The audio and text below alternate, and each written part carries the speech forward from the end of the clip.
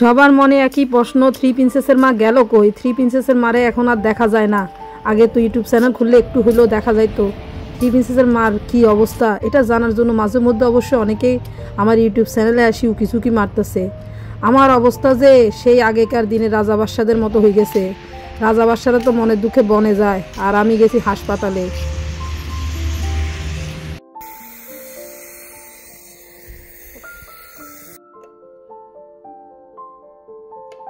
অনেক মাস পরে নতুন করে একটা ব্লগ তৈরি করলাম। প্রিয় ভিউয়ার্স, পৃথিবীর সবচেয়ে বড় নিয়ামত কি এটা জানতে হলে আমার ব্লগটার আজকে শুরু থেকে শেষ পর্যন্ত দেখবেন। আল্লাহ কখন কাকে কিভাবে পরীক্ষা করে আসলে আমরা কেউই জানি না।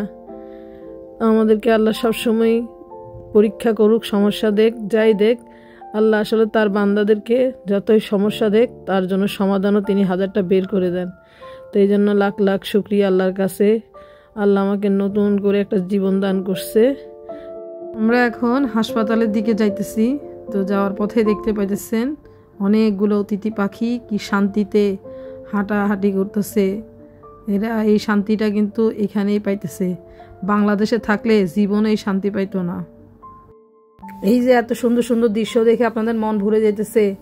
গত কয়েক মাস আগে আমি আর আপনাদের জন্য এত সুন্দর ভিডিওগুলো করতে পারতাম না। সামান্য একটু দেরি করলে আমিও আকাশের উপর উঠে যেতাম গা। আমিও পাখির মতো আকাশে উঠতাম। আমার জায়গা হইতো এই যে মাটির কবরে। সবার দোয়া এবং ভালোবাসায় আজকে আমি খুব সুন্দর করে আপনাদের সাথে কথা বলতেছি, ব্লগ তৈরি করতে পারতেছি। তো সবাই দোয়া করবেন আমি যেন আমার বাচ্চাগুলো বড় হওয়া পর্যন্ত বেঁচে থাকতে পারি। ইউই শারজার এটা সবচেয়ে জনপ্রিয় একটা হাসপাতাল। হাসপাতালের ভিতরটা তো সুন্দর, বাইরের রূপটা দেখে তো যে কেউ মুগ্ধ হয়ে যেতে পারবে। যাদের মন খারাপ তারা এই জায়গায় এসে বসলে তাদের সবার মন ভালো হয়ে যাবে।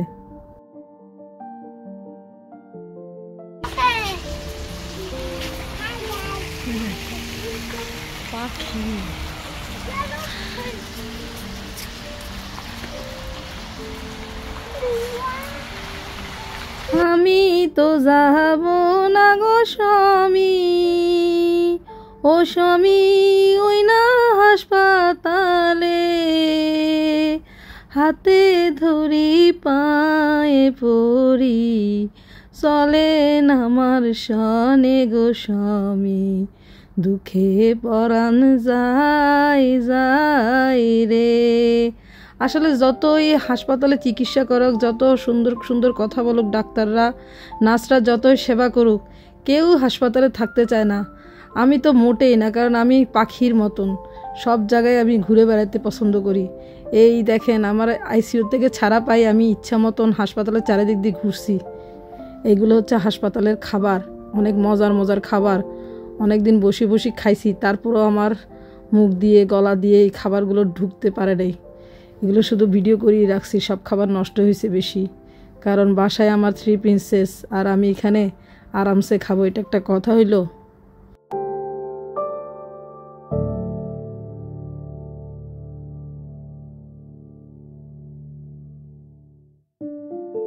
2024 সাল শুধু আমাকে প্যারার মধ্যেই রাখছে, চোখের পানিই ফেলাইছে। তো 2024 সালের 20শে ডিসেম্বর ছিল আমার জীবনের একটা স্মরণীয় দিন। সেদিন আমার প্রেশার এত হাই হয়ে গেছিল। তো সেই মুহূর্তে হাসপাতালে আসছিলাম ডাক্তার দেখানোর জন্য, কিন্তু তারা আমাকে ইমার্জেন্সিতে নিয়ে যায়।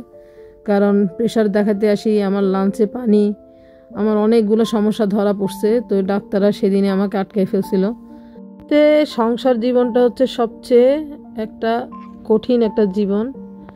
তো এইখানে যদি কারো সংসার জীবন ভালো না লাগে, তো আপনারা সন্তান হওয়ার আগে সেই সংসারটা ভেঙে ফেলিয়েন। কিন্তু সন্তান হওয়ার পরে কেউ যদি তৃতীয় পক্ষ এসে যদি সংসারের ঝামেলা পাকায়, তাহলে বুঝবেন সে মানুষ না, সে কিন্তু শয়তানের আসল রূপ। আর একটা সংসার ভাঙলে মা বাবার কোনো ক্ষতি হয় না, ক্ষতি হয় সন্তানদের। একটা মায়ের কিছু হয়ে গেলে সন্তানদের জীবন যে কীরকম হয় সেটা একমাত্র যে ভুক্তভোগী সেই জানে।